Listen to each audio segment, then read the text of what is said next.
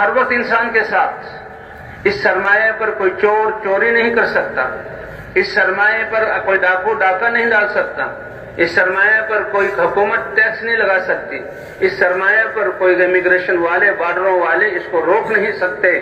یہ اعمال دنیا میں بھی ساتھ ہوں گے اور یہ اعمال موت کے وقت بھی ساتھ ہوں گے۔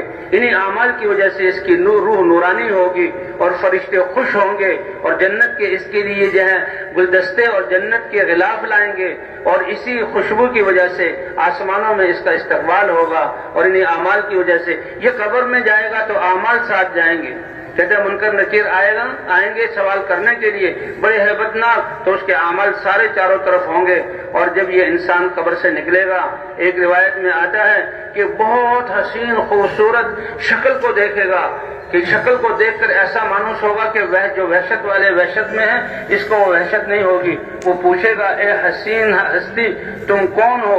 تو وہ کہیں گے ہم تمہارے اعمال ہیں جو دنیا میں تم اپنے لیے جمع کرتے تھے، دنیا میں ہم تم پر غالب رہتے تھے، تمہیں فکر رہتی تھی کہ کہیں میں غافل نہ ہو جاؤں، کہیں اللہ کے ذکر نہ چھوڑ دوں، کہیں نماز نہ چلی جائے، کوئی اللہ کے نافرمانی نہ ہو جائے، روزہ مجھ سے نہ رہ جائے، ہم تم پر سوار رہتے تھے، اور آج تم کو اپنے اوپر ساتھ لے کر ہم اللہ کے دربار میں پیش ہوں گے اور اللہ کے سامنے تمہاری سفارش کریں گے۔ تو انسان نے کامیابی، اللہ تعالیٰ نے انسان کو کامیابی کے اسباب سب کو برابر دیے، سب کو برابر دیے، اور اس کی تیاری کے لیے اللہ نے دنیا میں بھیجا ہے، اور اسباب یہ جو ہے دل کا یقین یہ سب سے بڑا سرمایہ ہے۔ اور پھر انسان جہاں کہیں بھی ہو فوراً نماز پڑھنا، اللہ سے دعا مانگنا، اللہ اس کی دعاؤں پر اور اعمال سے اس کے مسائل حل کریں گے۔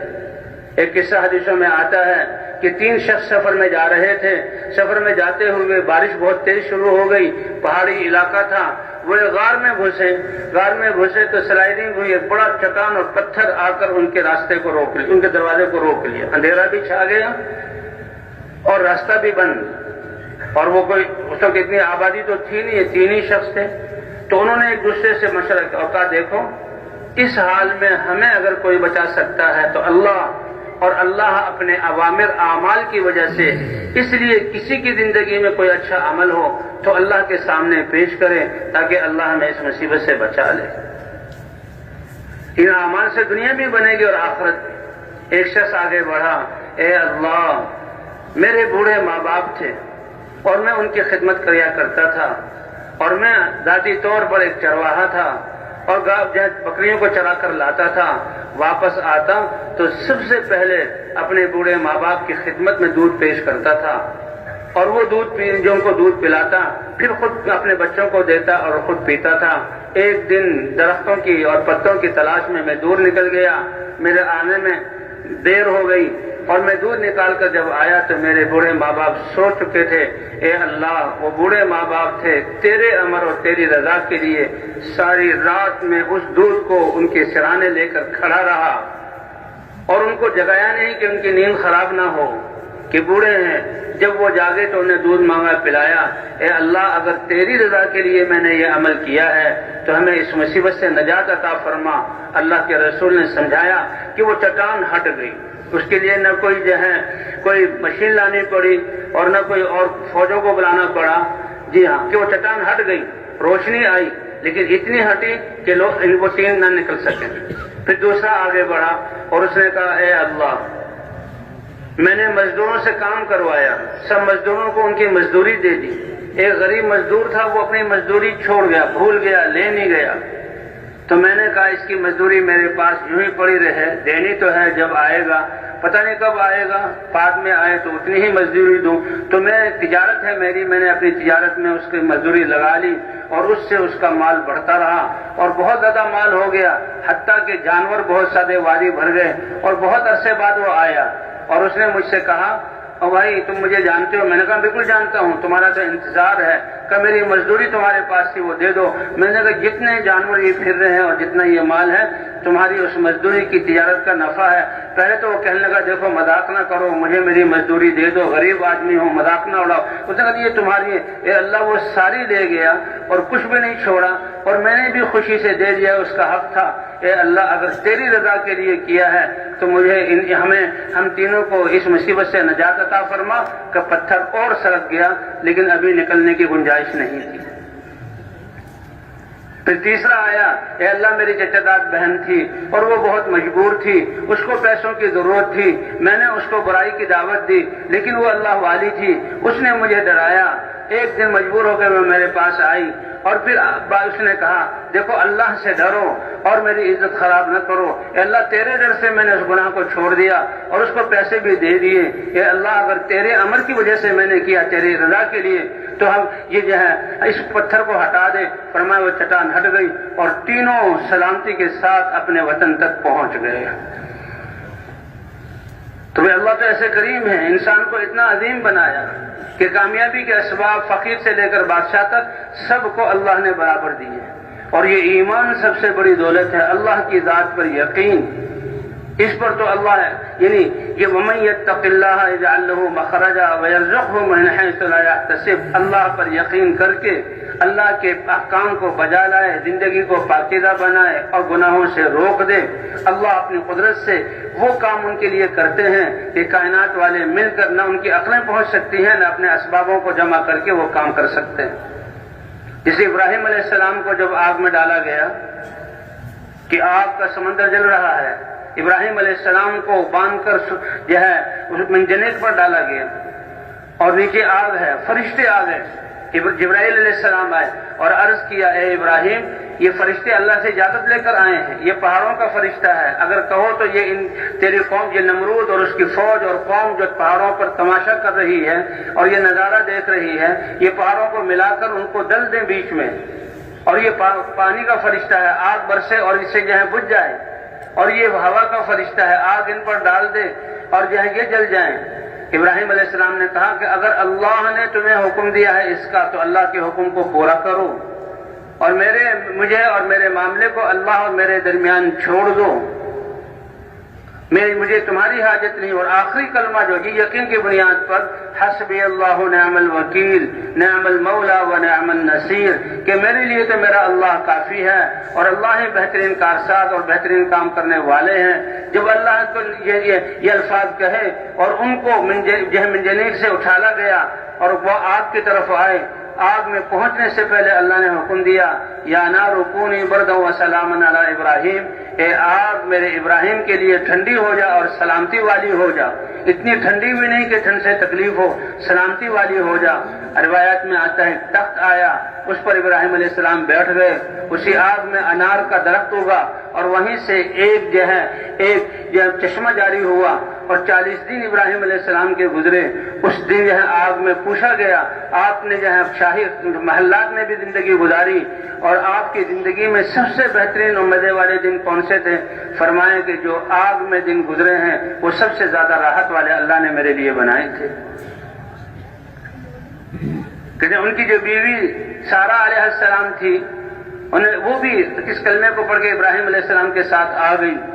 نمرود جس نے اتنی بڑی آگ کا انتظام کیا اور اس کی فوج اور پوری قوم جو شور مچائے ہوئے تھے، لوگوں نے اس سے کہا کہ ابراہیم کو یہاں سے نکال دو ورنہ تو لوگ جو ہے ابراہیم علیہ السلام کی بات کو مان لیں گے، تم ناکام ہو گئے اور تم رسوا ہو گئے، تمہاری تدبیر فیل ہو گئی۔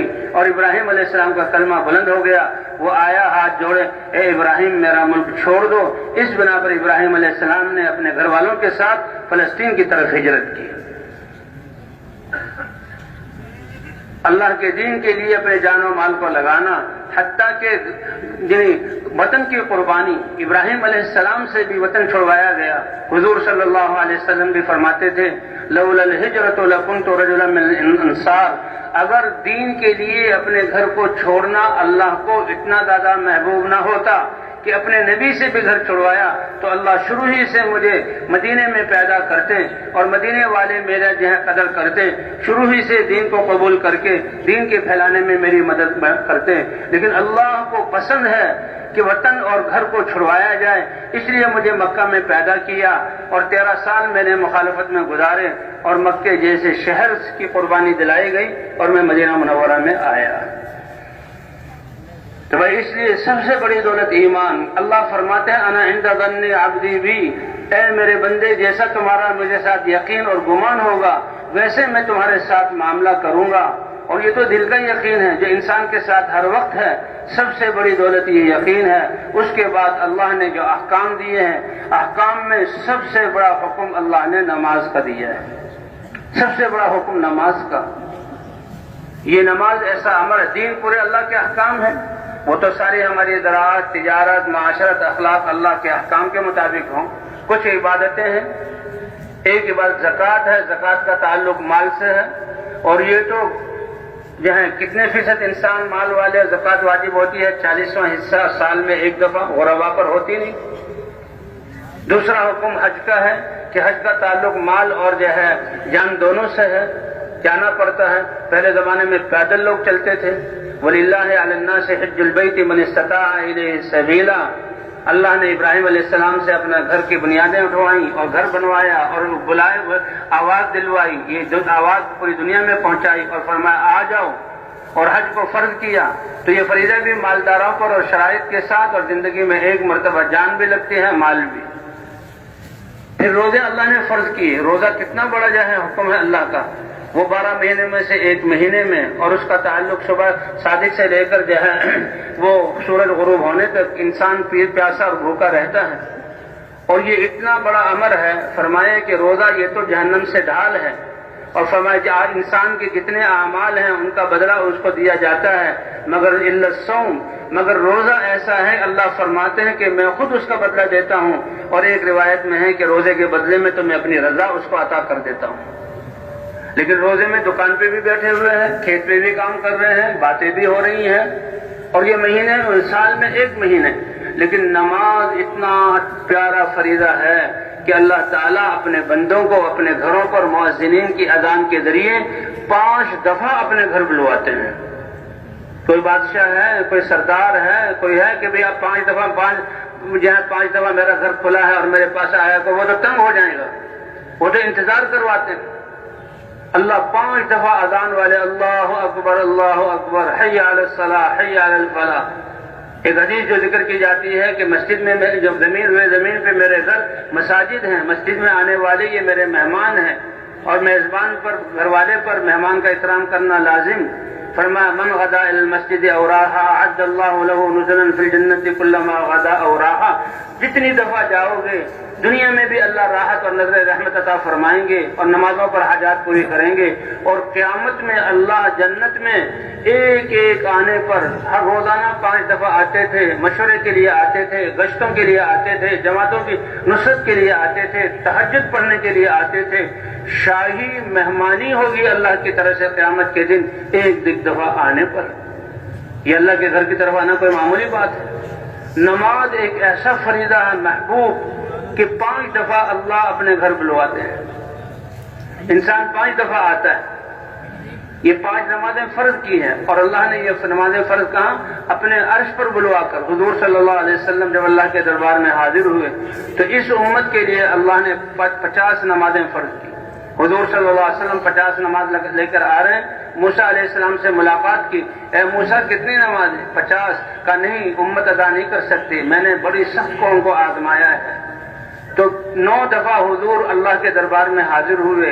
45 نمازیں ساقط ہو گئی, 5 نمازیں رہ گئی. موسیٰ علیہ السلام نے فرمایا, عرض کیا کہ اے محمد صلی اللہ علیہ وسلم یہ بھی کم کروا لو, امت اس کو بھی ادا نہیں کر سکے گی. اللہ کے رسول صلی اللہ علیہ وسلم نے فرمایا اے موسیٰ اب تو شرم آ رہی ہے کہ میری امت 5 نمازیں بھی ادا نہ کرے. میں 5 نمازیں لے کر جا رہا ہوں. یوں آتا ہے کہ جب 5 نمازیں لے کر چلے اللہ کی طرف سے ندا آئی, اے محمد صلی اللہ علیہ وسلم تمہاری یہ پیاری امت نمازیں 5 ادا کرے گی اور ثواب میں 50 نمازوں کے ادا کرنے کا دوں گا. یہ اللہ کا پیار ہے. اللہ اپنے منادی کے ذریعے اذان دلواتے ہیں, اذان دی جاتی ہے اور اپنے گھر کی طرف بلاتے ہیں. کہ یہ مؤذن معمولی لوگ نہیں ہیں. قیامت میں اذان دینے والوں کی عزت کا پتہ لگے گا, کیونکہ فجر کی نماز کے لیے تہجد میں اٹھنا پڑتا ہے. سب سے پہلے لوگ سوئے ہوئے ہیں, یہ پہلے پہنچتے ہیں, کانوں میں انگلی دیتے ہیں, دنیا کی ساری باتوں کانوں میں انگلی ڈھونس لیتے ہیں کہ وہ باتیں کم درجے کی ہیں اور ان اذانوں کو کہتے ہیں. ظہر میں لوگ اپنے کاروبار میں لگے ہوئے, مؤذن پہلے آتا ہے. عصر میں مؤذن پہلے آتا ہے، مغرب میں پہلے آتا ہے، عشاء میں پہلے آتا ہے۔ کہتے ہیں اس لیے مؤذن اذان دینے والے جو نمازوں کی طرف بلاتے تھے، قیامت میں وہ سردار ہوں گے، قیامت کے جو ہے لوگ میدان محشر کے، اور سرداری کی علامت کہ ان کی گردن لمبی ہوگی، اور گردن کا لمبا ہونا یہ عزت کی علامت ہوگی، اور ان سب کے سردار حضرت بلال رضی اللہ تعالیٰ عنہ ہوں گے، کیونکہ روئے زمین میں پہلی اذان کس نے دی؟ حضرت بلال رضی اللہ تعالیٰ عنہ نے۔ اللہ نے اس امت کے لیے اپنے گھر بلانے کے لیے فرمایا، دوسری قومیں وہ اپنے گرجوں کلیساؤں میں جاتے ہیں تو کوئی جو ہے ساز بجا رہا ہے، کوئی بگل بجا رہا ہے، کوئی جو ہے گھنٹی بجا رہا ہے، اور یہ دنیاوی چیزیں ہیں، لیکن اس امت کے لیے اللہ نے اللہ اکبر، جب نمازیں مکہ مکرمہ میں نمازیں فرض ہوئی انفرادی، مدینہ منورہ میں کیونکہ اس دین میں اجتماعیت ہے، جماعت ضروری قرار دی گئی۔ اب جماعت کے ساتھ نماز ادا کرنا اب کیسے بلایا جائے؟ تو حضور صلی اللہ علیہ وسلم نے صحابہ سے مشورہ کیا۔ کسی نے کہا کہ جی لوہے کی تختی دروازے پر لٹکائی جائے، گھن یا جو ہے ہتھوڑے سے اس کو مارا جائے، ایک گونج پیدا ہوگی، بہت دور تک آواز جائے گی۔ اور صحابہ کے دل تو مسجدوں کے ساتھ اٹکے ہوئے تھے، ہر وقت کہ کب نماز کا وقت آتا ہے ہم جماعت کی اللہ کے دربار میں حاضری دیں، بادشاہ کے دربار میں حاضری، یہ انسان کی کتنی خوش قسمتی ہوتی ہے، اللہ جو رب العالمین بادشاہوں کے بادشاہ۔ کسی نے کہا کہ بگل سینگی سے کوئی چیز لے لی جائے، اس میں آواز پھونک ماری جائے تو کچھ گھروں تک پہنچ جائے گی۔ کسی نے کہا کہ یہ ایندھن جمع کر کے تھوڑا سا ایندھن لیا جائے اور اس میں آگ لگائی جائے، دھواں اٹھے گا تو لوگ آ جائیں گے۔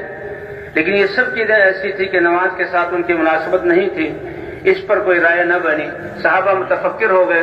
عبداللہ ابن زید ابن عبد الربیع رضی اللہ تعالی عنہ وہ کہتے ہیں کہ ایسی فکر لگی کہ کہتے ہیں مشورہ کیا ہے، ہمیں دین کے مٹنے کا غم آ جائے اور انسانیت تک پیغام پہنچانے کی فکر لگ جائے، ایسی فکر لگے کہ کھانا بھی اچھا نہ لگے، پینا بھی، نیند بھی اڑ جائے، کھانا بھی اچھا نہ لگے۔ یہ کوئی مصنوعی اور ہنسی مذاق کی بات نہیں ہے، اللہ کے سامنے پیش ہونے کی بات ہے۔ اللہ دیکھ رہے ہیں میرے بندے کتنے فکر مند ہیں۔ یہ ہمارا مشورہ کوئی معمولی چیز تھوڑی ہے، بیٹھے 3 آدمی ہیں، بیٹھے 4-5 آدمی ہیں اور یہ فکر مند ہیں، ان کی نیندیں اڑی، کیا اللہ کا دین پوری دنیا میں زندہ کیسے ہو جائے، ہماری زندگی اور صلاحیتیں اس کے لیے کیسے لگ جائیں۔ تو یہ بہت بڑی چیز ہے فکر کرنا۔ تو صحابہ وہ عبداللہ ابن زید ابن عبد الربیع کے کھانا بھی اچھا نہیں لگ رہا، نیند بھی نہیں آ رہی، کروٹے بدل رہے ہیں، لیکن اس وقت ایک جھونکا سا آ جاتا ہے۔ کل جھونکا آیا، اس میں دیکھا کہ ایک شخص لوہے کی تختی لے کر جا رہا ہے، آواز دی زور سے، قریب بلایا اور کہا بھئی یہ بیچو گے؟ کیوں؟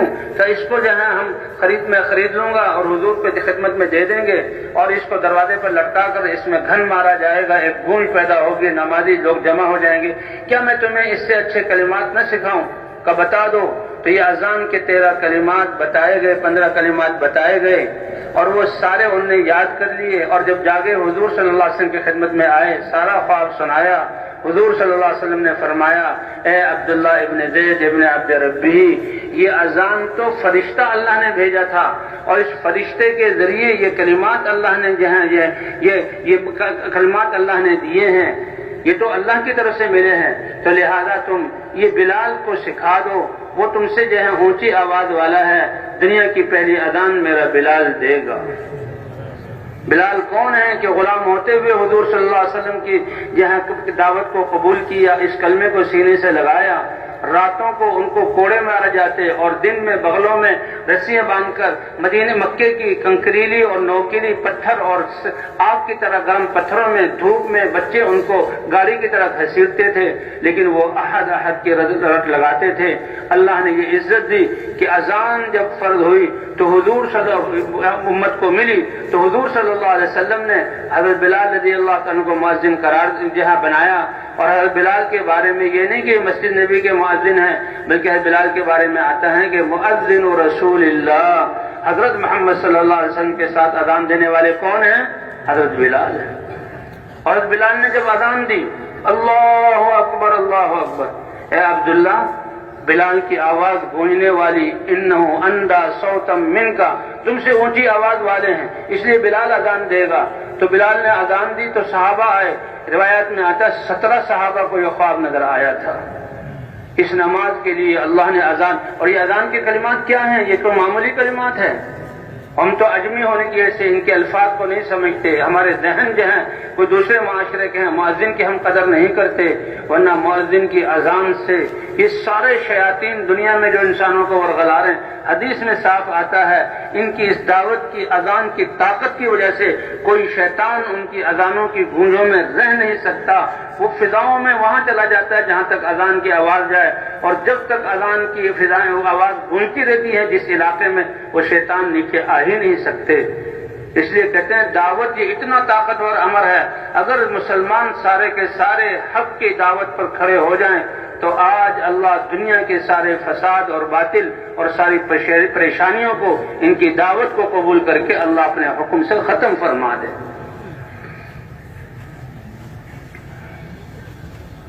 حضرت محمد صلی اللہ علیہ وسلم مسجد میں ہیں، لوگوں کی صفوں کو سیدھا کر رہے ہیں، صف سیدھے کرتے ہوئے صفوں کو چیرا، اور مستورات کی جو صفیں تھی وہاں پہنچ گئے اور ان سے کہا یا معاشر النساء، عورتوں کی جماعت، دیکھو یہ میرا بلال حبشی جب اذان دے تو اس کی اذان کے الفاظ کو سنو، اور جیسے یہ الفاظ کہہ رہا ہے ایسے الفاظ دہراؤ۔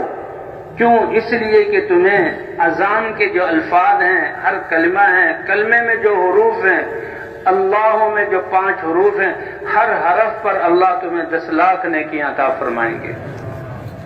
اللہ ہر حرف پر 10 لاکھ نیکیاں عطا فرمائیں گے۔ حضرت عمر رضی اللہ تعالیٰ عنہ کھڑے ہوئے تھے، یا رسول اللہ 10 لاکھ نیکیاں ان عورتوں کو ملیں گی جو گھروں میں رہتی ہیں، بچوں کی تربیت کرتی ہیں، بھوک پیاس پر جہاں صبر کرتی ہیں، تقوی والی زندگی گزارتی ہیں۔ ہم میدانوں میں اترنے والے اور لوگوں کو دعوت دینے والے اور میدانوں کو سر کرنے والے، مشاہدے کرنے والے، ہمیں کیا ملے گا؟ حضور صلی اللہ علیہ وسلم نے فرمایا میری امت کے مردوں کو جو یہ میدان فتح کرتے ہیں ان کو ہر حرف پر 20 لاکھ نیکیاں عطا فرمائیں گے۔ اور فرمایا اذان کے بعد درود شریف پڑھنا، اور اس کے بعد اللہم رب هذه الدعوت التامہ، اے رب اس دعوت تامہ کے مالک، کیونکہ انقلاب جو آیا ہے، قوموں کی تقدیریں جو بدلی ہیں، اللہ کی رحمتیں نازل ہوئی ہیں، دنیا کے آگے چلنے کا، دنیا کو بسانے کا جو نظام چلا ہے وہ نبیوں کی دعوت کی وجہ سے، ورنہ باطل اور ظالم اور ظلم والے، کفر شرک والوں نے تو ایسا کہ اللہ اس زمین کو ختم کر دیں۔ اللہ نبی کو دعوت کے ساتھ دے کر بھیج دے، دعوت سے ایمان آتا اور ایمان سے دین کی طلب پیدا ہوتی، اللہ اپنے دین کو اتارتے اور ان احکام کی برکت سے اللہ باطل کو ختم فرماتے اور دنیا کو بساتے کہ زمین کا وارث ہر زمانے میں ہم نے ایمان والوں کو بنایا۔ اور اللہ نے ایمان اور اعمال والوں سے یہ وعدہ کیا ہے کہ ان کو زمین کی خلافت عطا فرمائیں گے جسے پہلے بھی اللہ تعالیٰ خلافت عطا فرماتے رہے۔ تو بھئی نماز 5 اذانیں 5 نماز، یہ نماز اللہ کا ایسا امر ہے کہ 5 دفعہ اللہ اپنے گھر بلاتے ہیں اور ہر ایک پر فرض ہے، کسی حال میں بھی یہ معاف نہیں۔ کہتے ہیں انسان کھڑے ہو کر نہیں پڑھ سکتا، بیمار ہے تو بیٹھ کر پڑھے، بیٹھ کر نہیں پڑھ سکتا تو لیٹ کر اشارے سے پڑھے، ہاں بے ہوش ہو جائے اور بالکل حرکتیں نہ کر سکے تو پھر علماء مسائل بتاتے ہیں کہ کب معاف ہوتی ہے یا کب قضا کرنی پڑتی ہے۔ حتیٰ کہ حالت جنگ میں بھی صحابہ کرام فرماتے ہیں کہ ہم ایک دفعہ عثفان مقام پر صحابہ کے ساتھ حضور کے ساتھ لشکر کی صورت میں جا رہے تھے تو فاستقبلنا المشرکون، مشرکین سامنے آ گئے اور مڑبھیڑ ہو گئی اور جنگ کی شکل بن گئی۔ ظہر کا وقت آیا، سارے صحابہ نے حضور کے پیچھے ظہر کی نماز پڑھی، کفار اپنی تیاری میں تھے اور اس لشکر میں خالد بن ولید بھی تھے۔ صحابہ نے جو اکٹھے ہو کر نماز پڑھی اور نماز سے جب سلام پھیرا تو کافروں کو انتباہ ہوا، کہیں گے او ہو ہم سے بہت اچھا موقع نکل گیا، یہ مسلمان نماز میں تو کسی طرف دیکھتے بھی نہیں، ان کے دل اور دماغ اور ذہن اللہ کی طرف متوجہ ہوتے ہیں، اگر ہم ان پہ پیچھے سے حملہ کر دیتے تو بہت زیادہ نقصان کر سکتے تھے۔ ان کو اس پر افسوس ہوا، لیکن ان کو پتہ نہیں کہ ان کے ساتھ اللہ ہے۔ عصر کی نماز آنے سے پہلے اللہ نے نماز خوف اتار دی کہ کافر تم پر حملہ کرنے والے ہیں، اس حال میں بھی نماز چھوڑ دو نہیں۔ اے محمد صلی اللہ علیہ وسلم اپنے صحابہ کی 2 جماعتیں بنائیے، اور ایک جماعت کو کافروں کے سامنے کھڑا کر دیجیے، ایک جماعت کو ایک رکعت پڑھائیں، یہ ایک رکعت پڑھ لیں تو یہ دشمنوں کے سامنے چلی جائیں، اور دشمن کے سامنے جو کھڑے وہ پیچھے آ کر آپ اپنی ایک رکعت پوری کر لیں، آپ کی نماز پوری ہو جائے گی، اور پھر بعد میں وہ ایک ایک رکعت پوری کریں گے۔ یہ تفصیل ہے، علماء بتاتے ہیں، قرآن میں لکھا ہوا ہے۔ اب کافر ان کے رنگ اڑ گئے اور ان کے پاؤں تلے کی زمین نکل گئی۔ حضرت خالد بن ولید کہتے ہیں مجھے تو اسی وقت یقین ہو گیا تھا کہ محمد صلی اللہ علیہ وسلم کی نصرت تو آسمانوں سے ہو رہی ہے۔ یہ نماز تو اتنا پیارا، اللہ کو اتنا محبوب عمل ہے کہ نہ بیماری کی حالت میں معاف ہے نہ حالت جنگ میں، اور یہ اتنا پیارا عمل ہے کہ انسان کے جسم کو پاکیزہ بنا دیتا ہے۔ اس لیے کہتے ہیں ساری چیزوں کے تاثر اور خوف اور امید کو اور یقین کو نکال کر اللہ کے ذات پر یقین، اللہ سے خوف، اللہ سے امید اور اللہ کے امر کا تاثر دل میں آ جائے، اس کے لیے ہر وقت ہمیں دعوت دینی پڑے گی، کیونکہ اس کلمہ لا الہ الا اللہ کا تقاضا کیا ہے؟ یقین بدلیں، ساری چیزوں سے یقین ہٹ کر اللہ کی ذات پر آئیں، جذبات بدلیں کہ ہم پاکستانی نہیں، ہم فلاں قوم سے نہیں، اور ہم جو ہے فلاں کام والے نہیں، ہم تو اللہ کے بندے ہیں، حضرت محمد صلی اللہ علیہ وسلم کی امت میں ہیں، سب سے پہلے ہم اللہ کے بندے ہیں۔ اللہ کے بندے ہونے کے سے اللہ کے حکم کو ماننا اور نبی صلی اللہ علیہ وسلم کے طریقے پر ماننا، اور پھر اپنے طور طریقے کو بدلیں کہ ہمارا سارا معاشرہ اللہ کے حکم اور نبی کے طریقے پر آ جائے۔ تو کہتے ہیں یہ نماز ایک ایسا عمل ہے کہ اس سے انسان جیسے دعوت سے ایمان اور یقین بنتا ہے اور یقین سے دین پر چلنے کی استعداد پیدا ہوتی ہے، تو اسی طرح نماز سے انسان کا جسم پاکیزہ بنتا ہے۔ ان الصلاۃ تنہی عن الفحشاء والمنکر، نمازوں کو بنا، اس لیے کہ نمازوں کو بھی بنانے کا حکم ہے۔ اللہ ہمیں وہ نمازیں پڑھنے سے بچائے کہ جو نمازیں انسان کے جسم سے نکلتی ہیں وہ بد دعا دیتی ہیں کہ تو یہ نماز تو سیاہ کپڑے میں لپیٹی جا رہی ہے اور تیرے منہ پہ ماری جا رہی ہے، اللہ تجھے بھی ایسا ضائع کرے جیسا تو نے مجھے ضائع کر دیا۔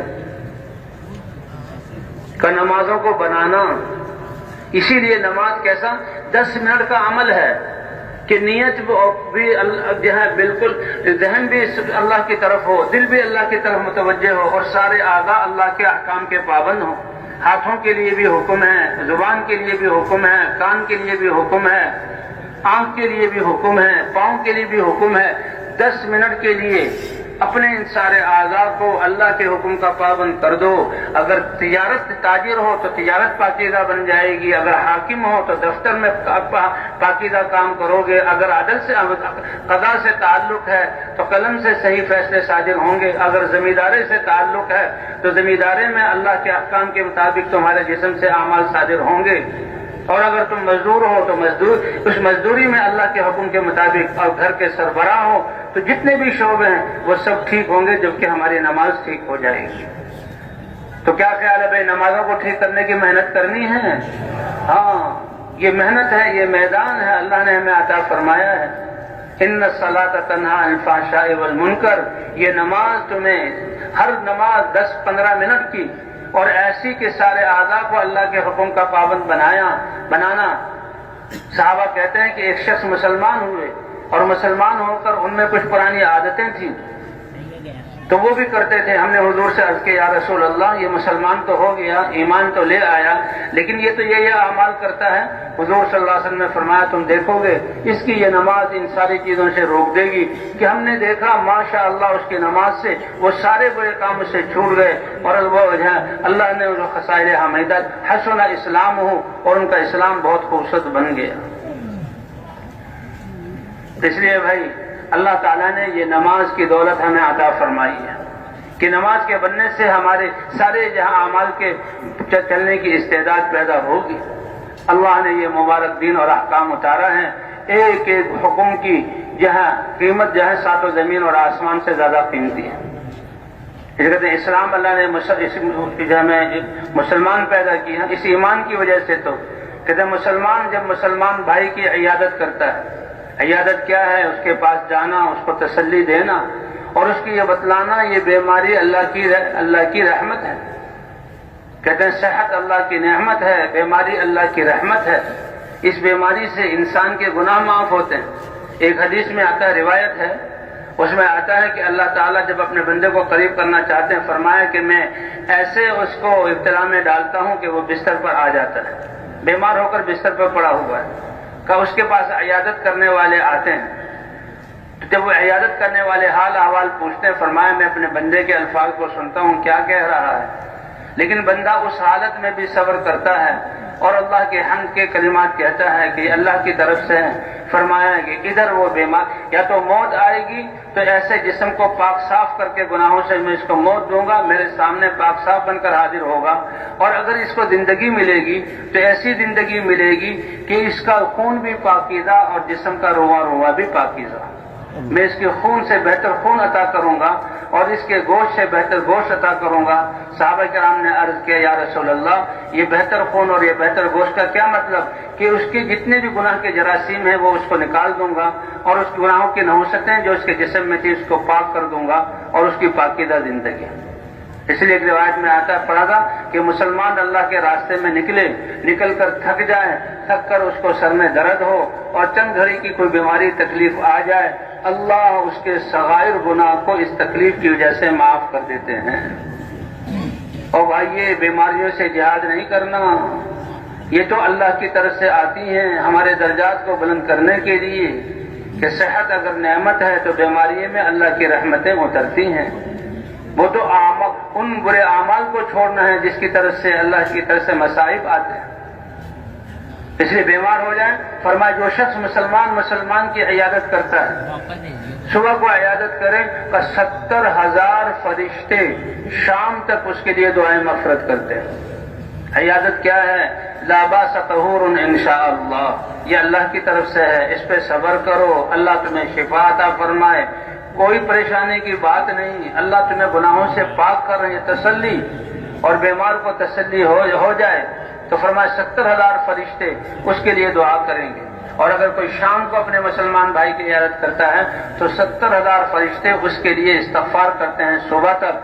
تو جس کے 1000 اگر جہاں اس کے عیادت کرنے والے ہیں تو ایک ایک کے لیے اللہ تعالیٰ 70,000 فرشتوں کو مشغول کر دیتے ہیں۔ تو جس بیمار کی وجہ سے ان کو یہ نعمتیں ملی ہیں، اس بیماری پر صبر کرنے کی وجہ سے اللہ اس کو کتنا اجر عطا فرمائیں گے۔ مجلس میں حضرت ابوبکر صدیق تھے، حضرت عمر بھی تھے۔ حضور صلی اللہ علیہ وسلم نے پوچھا کہ بھئی آج اپنے گھر سے آتے ہوئے روزہ کس نے رکھا ہے؟ ابوبکر نے ہاتھ اٹھایا کہ اللہ کے رسول میں نے رکھا ہے۔ عمر کہنے گے اچھا، ابوبکر اس میدان میں مجھ سے آگے بڑھ گئے تو روزہ بھی مجھے بھی کثرت سے رکھنا چاہیے۔ حضور پوچھے تو میں بھی کہوں میں نے روزہ رکھا ہے۔ اچھا تم میں سے آتے ہوئے کس نے فقیر کو کچھ صدقہ بھی دیا ہے؟ حضرت ابوبکر نے کہا یا رسول اللہ میں نے صدقہ بھی دیا، یعنی یہ ایسی ان لوگوں کی ہمدردی، تو اس دن کے صدقہ بھی دیا ہے۔ تم میں سے جہاں گھر سے نکلتے ہوئے بیمار کی عیادت کس نے کی؟ تو وہ کہنے کا یا رسول اللہ میں نے عیادت بھی کی ہے، بیمار تو ہوتے ہیں اور یہ بیمار ہمارے درجات کو بلند کرنے کے لیے۔ جنازے کے پیچھے کون چلا؟ یا رسول اللہ جنازے کے پیچھے جانے کا موقع ملا کہ جس مسلمان کے ایک دن میں یہ 4 اعمال جمع ہو جائیں اللہ اس کے لیے جنت کو واجب کر دیتے ہیں، اللہ اس کے لیے جنت کو واجب کر دیتے ہیں۔ تو اس لیے بھائی یہ انبیاء کرام کی دعوت اور اللہ کا وعدہ ایمان اور اعمال پر اللہ دنیا بھی بناتے ہیں بل آخرت بھی، پہلے آخرت بناتے ہیں اللہ دنیا بھی بنا دیتے ہیں۔ اس لیے کہتے ہیں وہ تاجر جو اپنی تجارت میں صداقت والا ہو، امانت والا ہو، صادق اور امین ہو۔ ایک روایت میں اس کا حشر انبیاء، صدیقین، شہداء، صالحین کے ساتھ ہوگا، اور جو اپنے آپ کو تجارت میں لگاتا ہو تاکہ میں اور میرے بچے وہ سوال کرنے سے بچیں، اللہ کی اطاعت میں لگیں، تو اس کو وہ قیامت میں جو اس کا حشر ہوگا تو اس کا چہرہ چاند کی طرح چمک رہا ہوگا۔ اس لیے انبیاء کرام دعوت کو لے کر آتے تھے اور دعوت سے ایمان بنتا تھا، اور ایمان بننے سے طلب پیدا ہوتی تھی کہ اللہ کیا چاہتے ہیں، اللہ دین اتارتے، اور ان حق والوں کی وجہ سے اللہ باطل کو ختم فرماتے، دنیا میں بساتے۔ سب سے آخر میں سارے نبیوں کے سردار حضرت محمد صلی اللہ علیہ وسلم تشریف لائے۔ آپ انبیاء کے سردار ہیں، آپ اللہ کے حبیب ہیں۔ جب اللہ کے محبوب ہیں تو اس کا تقاضا آپ کو تو شروع ہی سے جنت میں رکھا جاتا، یا اللہ عرش میں اپنے ساتھ رکھتے، لیکن اللہ فرماتے اے انسانوں، تم پر احسان کرنے کے لیے، تمہیں گمراہی سے نکالنے کے لیے اور تمہیں کامیاب کرنے کے لیے میں نے اپنے حبیب کو کچھ عرصے کے لیے تم میں بھیج دیا، بھیجا سب سے سخت علاقے میں، بھیجا سب سے زیادہ سخت لوگوں میں اور سب سے زیادہ مخالفت کرنے والوں میں، اور بھیجا سب سے سخت حالات میں بھیجا۔ یہ اللہ کا احسان ہے۔ لقد من اللہ علی المؤمنین اذ بعث فیہم رسولا من انفسهم يتلو عليهم آیاته ويزکیہم ويعلمهم الکتاب والحکمہ وَإِن كَانُوا مِن قَبْلُ لَفِي ضَلَالٍ مُبِينٍ۔ ایمان والوں نے فائدہ اٹھایا، اس لیے ان کی تعظیم ظاہر کرنے کے لیے اللہ نے ذکر کیا، ورنہ تو وَمَا بَعَثْنَاكَ إِلَّا رَحْمَةً لِّلْعَالَمِينَ، آپ کے سارے عالم کے لیے رحمت بن کر آئے ہیں۔ تبارک الذی نزل الفرقان علی عبدہ لیکون للعالمین نذیرا، بابرکت ہے وہ بدھات جس نے اپنے بندے حضرت محمد صلی اللہ علیہ وسلم پر ایک حق اور باطل کو الگ الگ کر کے بیان کرنے والی کتاب اتاری، تاکہ حضور صلی اللہ علیہ وسلم سارے عالموں کے لیے